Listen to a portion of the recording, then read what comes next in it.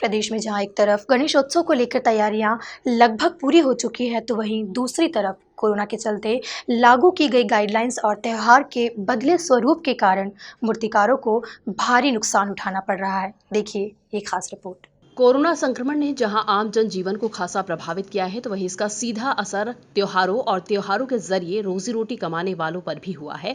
और यही कारण रहा कि पिछले साल की तरह इस साल भी भगवान गणेश की मूर्ति बनाने वाले मूर्तिकारों को भारी नुकसान झेलना पड़ा। कुछ ऐसे ही हाल नसरुल्लागंज में भी देखने को मिल रहे हैं, जहां मूर्तिकार बड़ी मूर्तियों के बजाय अब छोटी और मध्यम आकार की मूर्तियां बना रहे हैं। साल से साफ परेशानी हमको बहुत ज़्यादा हो गई। हमारी मूर्ति नहीं बिकी। हाँ। और हम मट्टी की मूर्ति बनाते, पीओपी की नहीं बनाते हम। हाँ। बाहर से आते हम 15 साल हो गई यहाँ रहते। हाँ। ये 2 साल से परेशानी हमको बहुत ज़्यादा हो गई। तो इस साल मूर्ति बिकना चाहिए तो काम की बात नहीं, हम तो परेशान हो ज़्यादा। और अब इस साल देखो क्या होने वाला, 10-12 मूर्ति बनाई हमने मिट्टी की, ये भी नहीं बिक पा रही नहीं भाई। कोरोना के कारण ये भी कोई ग्राहक नहीं आ रहा है लेने को, बिठा रहे हैं कोई। तो इस साल मूर्ति बिक नहीं पा रही हमारी, और धंधा हमारा यही है, हमारे पास कुछ नहीं है। मैं देखूंगा घर वापस भाई धंधा ही हमारा ये है। प्रथम पूज्य गजानन गणपति की मूर्ति स्थापित करने को लेकर उमरिया के पाली नगर में हर्षोल्लास का माहौल बना हुआ है। वहीं शहर के मूर्तिकारों के अलावा बाहर से भी मूर्तिकार मूर्तियां लेकर पाली आए हैं। बाहर से आए मूर्तिकारों ने बताया कि कोरोना काल के चलते इस बार छोटी मूर्तियों की मांग ज्यादा है।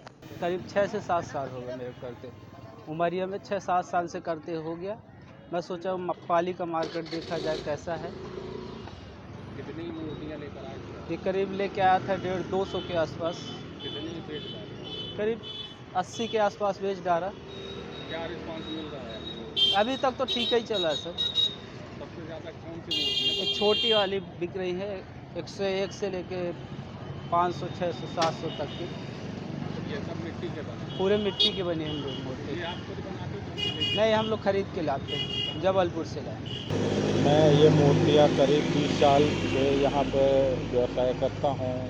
गांव से बना के लेके आता हूँ, और छोटी बड़ी सभी प्रकार की मूर्तियाँ, बड़ी तो ज़्यादा यहाँ पे बिकती नहीं हैं।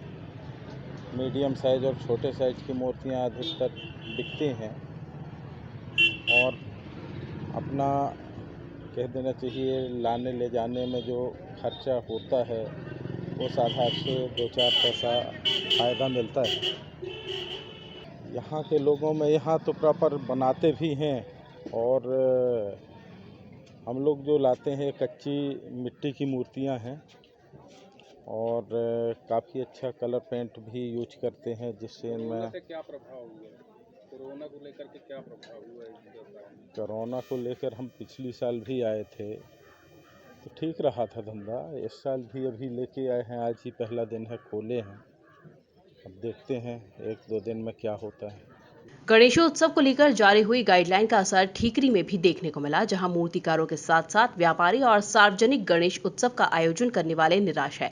गाइडलाइन का असर रहा कि ठीकरी के बाजारों में कहीं भी 2 फीट से ज्यादा की मूर्ति नजर नहीं आई। कल से 10 दिवसीय गणेश चतुर्थी से अनंत चतुर्दशी तक भगवान गणेश के उत्सव प्रारंभ हो रहा है।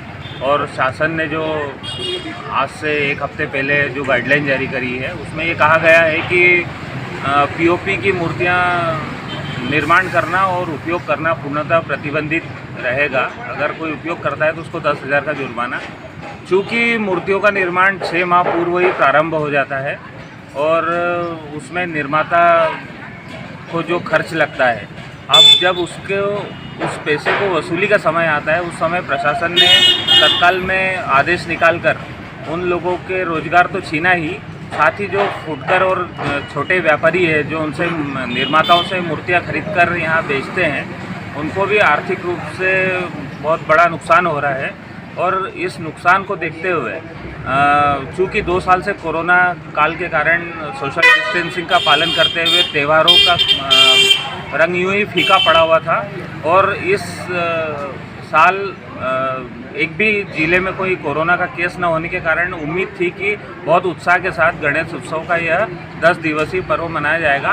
पर शासन की गाइडलाइन से इस उत्साह में और फीका पड़ गया, इस त्यौहार को मनाने का रंग और फीका पड़ गया, और इससे व्यापारियों को और फुटकर जो विक्रेता है उनको हज़ारों रुपए का नुकसान हुआ। हम शासन से मांग करते हैं कि इस प्रकार के आदेश 6 माह पूर्व निकाला जाए और इन लोगों के रोजगार के विषय में सोचा जाए।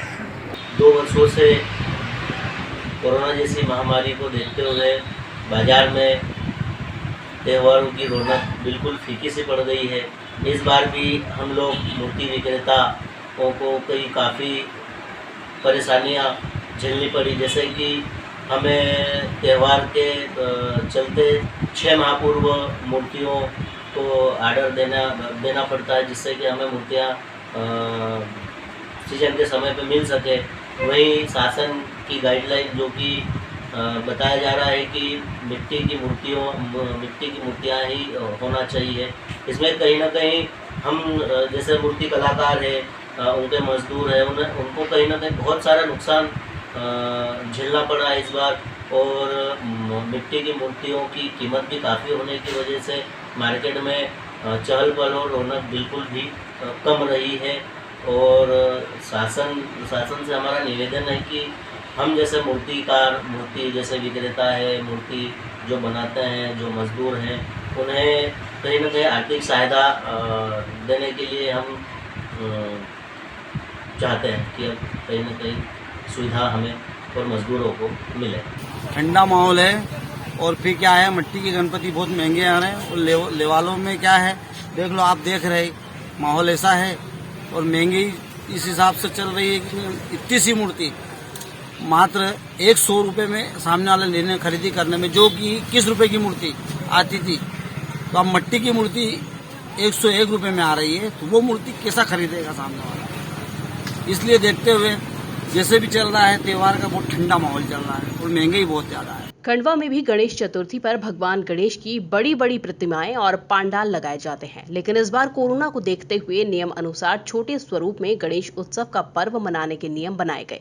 वहीं JCI खंडवा के माध्यम से धर्मेंद्र जौहरी बच्चों को इको फ्रेंडली गणेश की प्रतिमा बनाने का प्रशिक्षण दे रहे हैं, जिनका मुख्य उद्देश्य पर्यावरण को बचाना है। ये माटी की प्रतिमा है, पीली मिट्टी में गोंद, काटन, लुगदी वगैरह सब मिक्स करके हम बनाते हैं, पूर्ण रूप से मिलाकर बनाते हैं। तो बच्चे जब हम बनाना सिखाते हैं तो बच्चे एक बार में 80% बना के बता देते हैं, और जब वो बनाते हैं तो उनके भाव देखकर बहुत खुशी होती है कि उनसे बन जाते हैं। यदि वही बच्चे बनाकर यदि अपने घर में रखेंगे तो वो बाकायदा सुबह शाम आरती समय अटेंड होते हैं। इससे हमारी भावना बच्चों की धार्मिक के प्रति जागृत होते हैं और माटी से प्रतिमाएं बनती है। यदि हम विसर्जन भी करते हैं तो ये पूरी तरह से घुलनशील है। हम कई कर देखते हैं कि प्लास्टर ऑफ पेरिस की जो प्रतिमाएं बनती है वो घुलनशील नहीं होती, कहीं ना कहीं हमारी आस्था ठेस पहुंचती है। तो हम चाहते हैं कि सभी माटी की प्रतिमा बनाएं, अपने घर स्थापित करें, और माटी की प्रतिमा बनाने से घर में वातावरण शुद्ध रहता है, माटी का स्वभाव पवित्र रहता है। तो सभी माटी की प्रतिमाएं ही बनाएं। मैं खुद डेमो दे देकर मेरे हाथ से ही अभी 100 प्रतिमाएं बन चुकी है। फिर जो बच्चे बना लेते हैं उनके द्वारा भी प्रतिमाएं बन जाती है। उन्हीं बच्चों को हम निःशुल्क तौर पर दे देते हैं, वो बच्चे फिर अपने घरों में स्थापित करते हैं। अभी तक 5000 के ऊपर बच्चे मेरे से ट्रेंड हो चुके हैं जो बनाना सीख चुके हैं। और खंडवा जिले की ये प्रथम कार्यशाला है। मेरे से 1 घंटे में 5 प्रतिमाएं बन जाती है। बच्चे को 1 घंटा करीब लगता है जो बना लेते हैं। बहुत बड़ी उपलब्धि है मेरे लिए कि जो नहीं देख सकते उन्होंने प्रभु की रचना करके दिखा दी मुझे। ये प्रभु का वही है जो उसने मुझे बनाया और मुझे उसने सिखाया कि ये काम मैं करूं। मुझे चुना है उन्होंने कि इस काम को करने के लिए। बहुत बड़ी बात है मेरे लिए। खंडवा JCI खंडवा विगत 5 वर्षों से धर्मेंद्र जौहरी के माध्यम से इको फ्रेंडली गणेश जी बनाने का हम लोगों ने कार्यशाला प्रारंभ की है, जिसे प्रतिदिन प्रातःकाल एवं संध्या में प्रशिक्षण होता है। और हम चाहते हैं कि इको फ्रेंडली प्रतिमा जो है प्रत्येक घर में बैठे, इसका महत्व जाने, पर्यावरण का महत्व जाने। हमारे जो प्रशिक्षक है धर्मेंद्र जी जौहरी और JCI द्वारा अब तक के उन्होंने 5000 छात्रों छात्राओं को इसका प्रशिक्षण दिया हुआ है। हमारा उद्देश्य इतना ही है कि पर्यावरण को बचाया जाए और किस तरह से हम पर्यावरण को बचा सकते हैं। तो एक छोटी सी मुहिम हम लोगों की भी है उसमें कि इको फ्रेंडली गणेश जी बिठाएं, जिससे कि पर्यावरण भी शुद्ध रहेगा और हमारी आस्थाओं को भी कोई ठेस नहीं पहुंचेगी। तो कुल मिलाकर देखा जाए तो जहां एक तरफ गणेश उत्सव का पूरा उल्लास प्रदेश में दिखाई दे रहा है, तो वहीं गाइडलाइन के चलते मूर्तिकारों को नुकसान भी झेलना पड़ रहा है। Bureau report MP news.